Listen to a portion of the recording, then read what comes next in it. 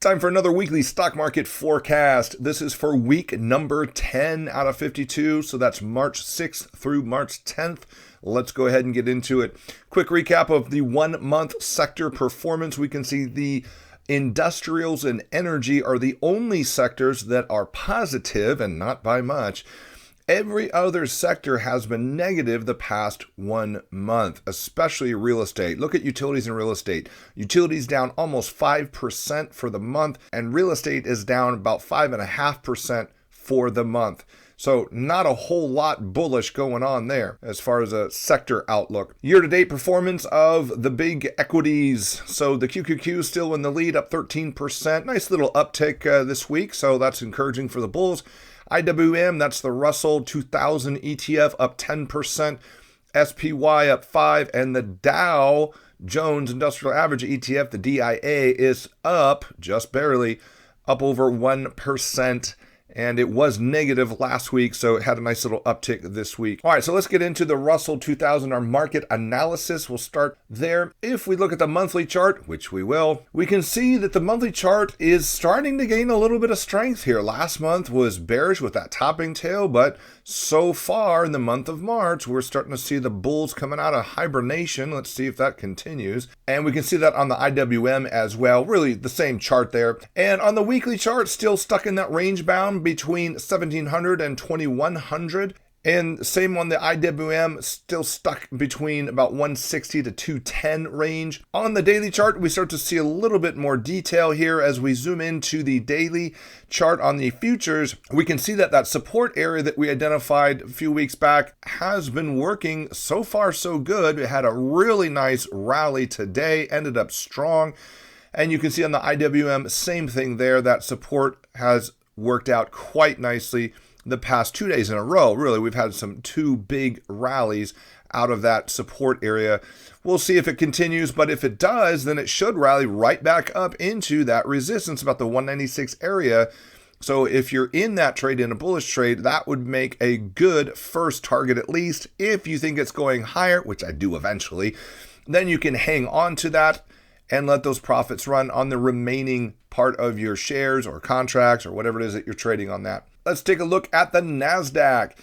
On the monthly chart, we can see it's still bearish trend and bearish sentiment overall. However, that bullish support demand area is working pretty well so far. Again, last month, big topping tail, the bears came out of hibernation, but the bulls are really shoving them right back in the cave and say, get back in there, we're coming out to play. So the bulls have shown their face so far. You know, the month is early still. We're only just a few days into this month of March. So we got a long ways to go here, but so far it's been bullish. But when we look at the weekly chart, we can see price is still in that bearish location. It might rally a little bit higher there, but it will still be in a bearish location, so we have to factor that in. Overall, the bears are still in control up in that area, and we have another resistance directly above it, so it's going to be tough for the bulls to rally with any real power and force past and above that 14,000 mark, or really about 13,700 or so. Above that swing high. Same concept on the QQQ. We're in resistance right now. If price does push through and head higher, we have resistance directly above, so it'll be probably pretty short-lived of a rally. But for a short-term swing trader, that's all you need. Let's zoom in on the daily chart here. We can see that support area that we had marked off a while back is working beautifully. Price slowly kind of maneuvered its way down about halfway or so into that support area, and has had a rally yesterday and a big rally today, up over 2% on the day. That's a nice move there for the NASDAQ. So far, so good. We'll see if that continues next week. It probably will. That should carry forward next week, but hey, who knows what's going to happen over the weekend. Anything can happen. On the QQQ, we can see the exact same concept. Price dropped down into the support that we had labeled about 290. and we've had a strong 2-day rally out of it. So if any of you took a bullish position in that support area, you should be doing quite well right now and off to a good start. If price rallies up to about that 307, 310 range, that should be a pretty good first target for you. I am out of my QQQ trade. I did exit in that support area there, so that got me out for a nice little profit on that trade. Now the script is flipped, price is rallying up. Now this is actually really interesting. I'm going to go into a little teaching mode here, so take notes. All right. Take a look at that support area. I'll stay on the QQQ here, okay? So that's at 290. Now that's on the daily chart. And so far so good. Okay, well, it's bullish, it's working, the support's working, it's holding. However, when you look at the weekly chart, we can see that price is in a weekly area of resistance. Now, there's a little tug-of-war battle going on here because you have the weekly chart saying bearish and the daily chart saying bullish.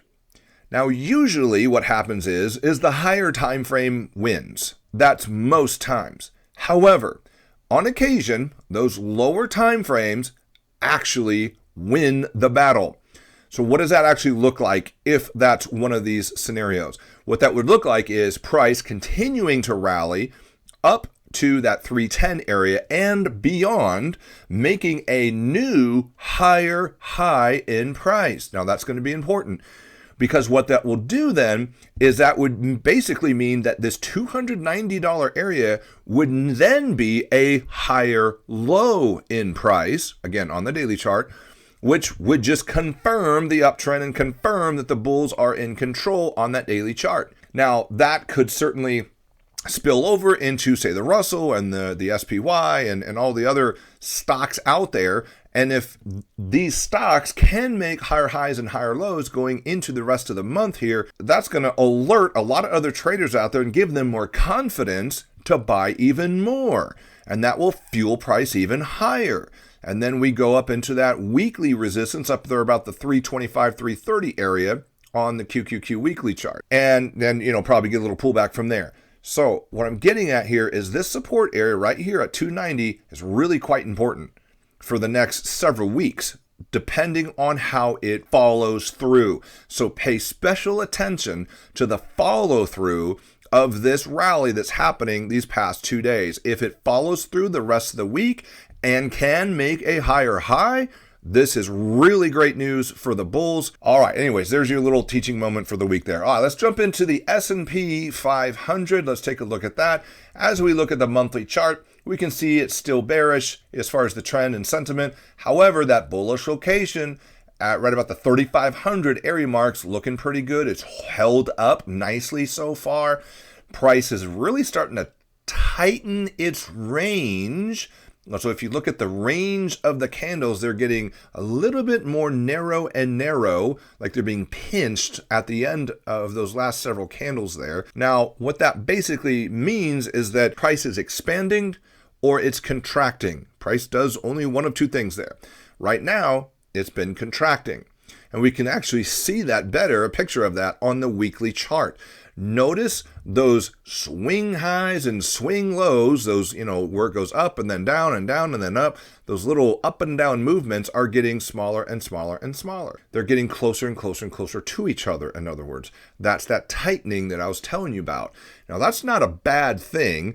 It makes it harder to trade because the profit margins get lower and lower. From that standpoint, it's not good.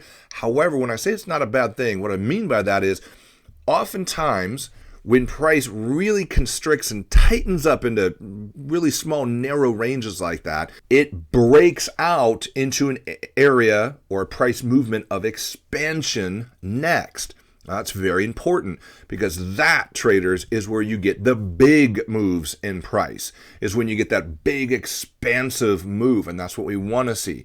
So we like to see this tightening or this narrowing, this contraction of candles and price patterns, because what happens next is a big explosive expansion. All right, so other than that, we can say right now, currently, price on that weekly chart is range bound, meaning it's stuck between that 3,500 area of support and 4,300 area of resistance.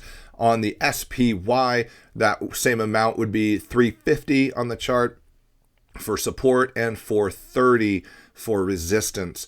So again, it would have to break above that 430 and continue to make those higher highs and higher lows. Now, if we zoom in on the daily chart, you can actually see that happening a little bit better there, where that 39.50 area of support's really working out nicely. And so hopefully you guys got something on that one, a nice little bullish trade on that. If you did, you're doing pretty well right now, especially after today's move. That was a big move to the upside. So that support's working very nicely. Same on the SPY. That support's working very nicely. 2 big solid days in a row. In fact, if you look at it, we'll really zoom in on this. Price came down and just barely touched that top area of that support area. And from there, it just launched straight up for 2 straight days. Those are some big moves there. So hopefully some of you guys got a little piece of that. If not, don't worry. There'll be more to come. Just stay tuned. Speaking of staying tuned, market updates weekly. There you go. So coming out on usually Fridays and Saturdays. So stay tuned. And I'm not going to say turn the bell notification on. You're all grown adults here. If you want the bell, you click the bell. If you want to like it, you click the like. I'm not going to say to like this video though. I'm not even going to say to follow or even comment. I'm not going to say it. I'm not going to say comment on this video. I'm not even going to say share this video. You're grown adults. You're going to know if you're going to share it or not. I'm not going to say it. I'm not going to say share this video. I'm not going to even say follow it. Why would I do that? Why would I say turn this bell notification on when every other YouTube channel out there says that? I'm pretty sure you guys know by now to turn the bell notification on if you want to, but I'm not going to say to do that. All right, here you go. That's enough of my rambling. See you guys next week.